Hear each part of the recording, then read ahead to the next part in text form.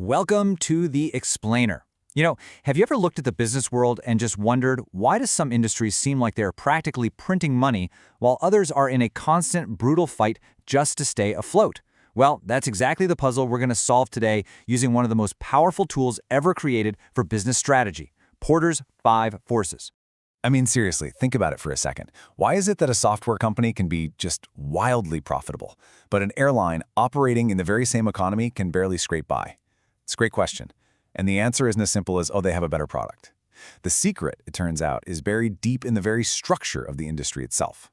And here's the proof, right here in black and white. You've got a typical software company with a healthy 25% profit margin, and then you have an airline at 3%.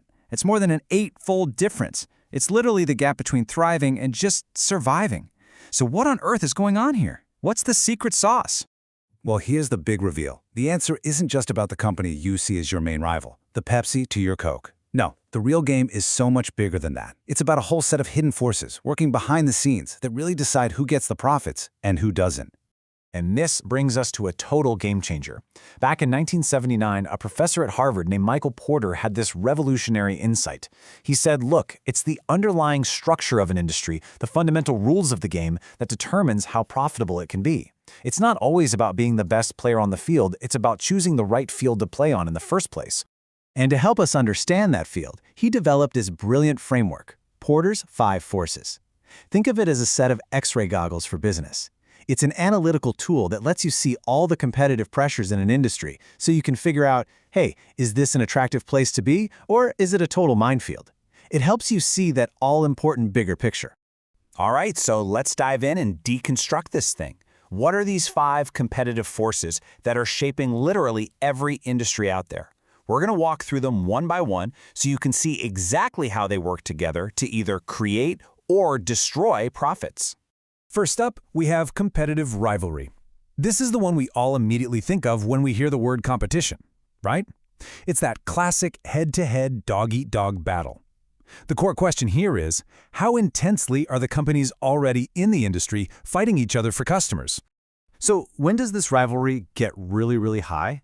Well, it happens when you have a ton of competitors, when the industry isn't growing very fast, and when the products are all kind of the same. The perfect example, ride-sharing. Think about Uber versus Lyft. They're constantly locked in these brutal price wars and promotion battles, and what does that do? It absolutely squeezes their profits. That is a strong force of rivalry right there. Okay, let's move on to force number 2, the threat of new entrants. This one's all about how easy, or how hard, it is for new competitors to just waltz in and set up shop.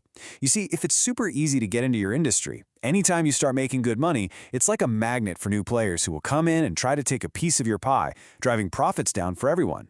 And this idea of barriers to entry is key. Just look at this contrast. On one hand, you have commercial aircraft manufacturing.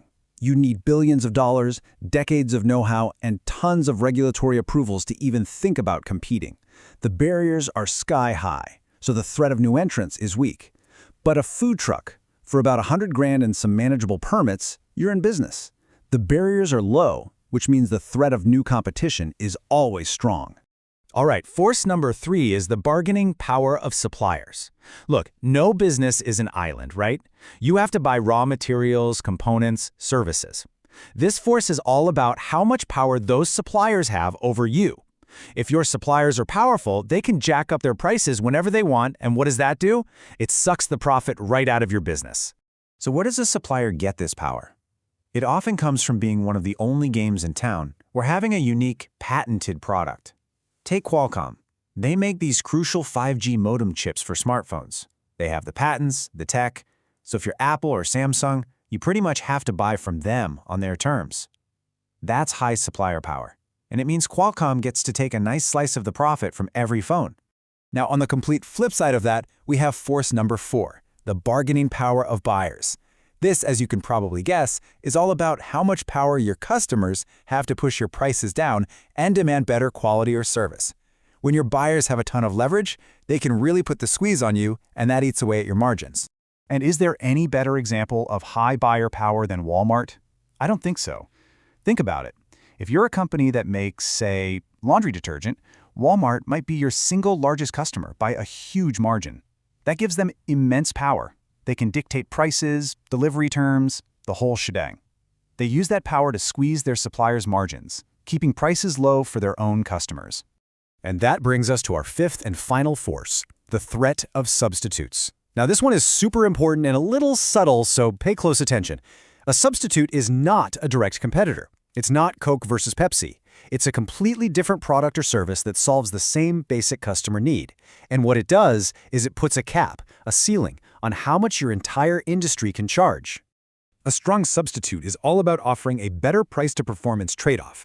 A perfect recent example? Business travel. For decades, if you wanted a face-to-face meeting, you had to get on a plane. Then along comes a technology like Zoom. It's not an airline, but it solves the same need, a meeting, at a fraction of the cost and hassle. That is a powerful substitute, and it completely changed the game for the travel industry. Okay, so there you have it. Those are the 5 forces.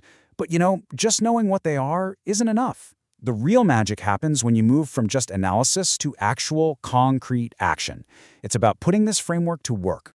So how do you actually apply this? It's a pretty straightforward process. First, you have to clearly define the industry you're looking at. Step 2, you go through and analyze each of the 5 forces. Is it strong, moderate, or weak? Third, you put it all together to get an overall picture of the industry's attractiveness. And finally, step 4, you figure out the strategic implications for your business. Let's run a quick case study with the Pakistani textile industry. If you look at this analysis, you'll see 2 forces immediately jump out.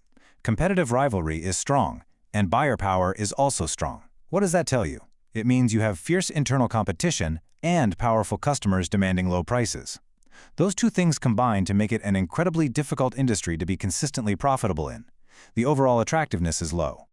And this really brings us to the most important takeaway of this whole explainer. This isn't just some boring academic exercise.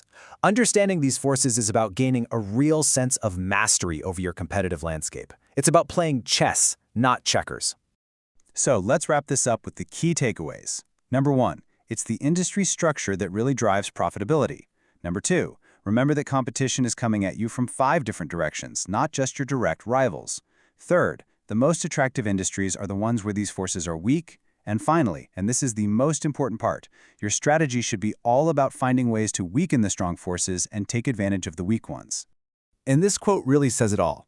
The companies that truly win, the ones that thrive for the long term, are the ones that are smart enough to pick industries with a favorable structure. And once they're in, they constantly work to position themselves to make those forces work for them, not against them. It's about choosing the right game and then playing it smarter than anyone else. That, my friends, is the timeless genius of Porter's 5 forces.